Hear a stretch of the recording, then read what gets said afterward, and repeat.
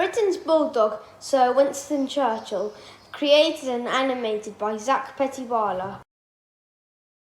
Queen Elizabeth II has seen 14 different Prime Ministers lead the country during her 70-year reign. One of the most prominent of these, and also admittedly the Queen's favourite Prime Minister, was Winston Churchill. Winston Leonard Spencer Churchill was born on November 30th, 1874 at Blenheim Palace near Oxford. He went on to study at the famous Harrow Prep School but got poor grades, and when he was old enough to join the military academy at Sandhurst, he went against his father's wishes and joined the cavalry. He actually did well in the cavalry and graduated 8th in his class. Churchill began his military service for real in 1895 by spending a short amount of time in the Cuban War for Independence.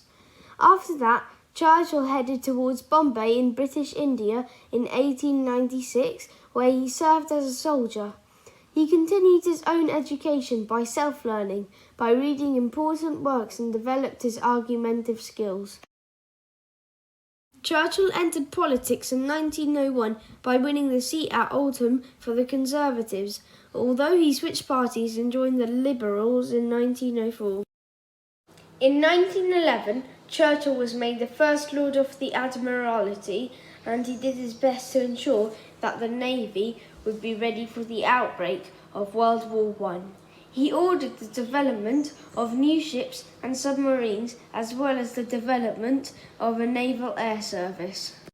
In September 1939, World War II began. The British knew they needed a strong leader. King George VI appointed Churchill as the Prime Minister on May 10th, 1940. In June of that year, Churchill addressed the House of Commons, warning that the Battle of Britain would soon begin. In his speech, he said, "We shall fight in France.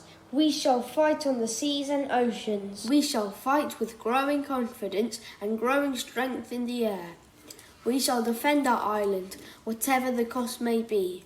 We shall fight on beaches. We shall fight on landing ground. We shall fight in the fields and in the streets. We shall fight in the hills, but we shall never surrender." Soon after Churchill took office, the Germans attacked Britain with bombs. Churchill stayed strong through the attacks. He made speeches that gave hope to the British people to be strong and courageous. At every turn, Churchill reminded Great Britain that Nazism was the primary enemy. He led Britain to create the Grand Alliance together with the Soviet Union and the United States, which was the key to victory. In 1945, the United Kingdom and its allies won the war.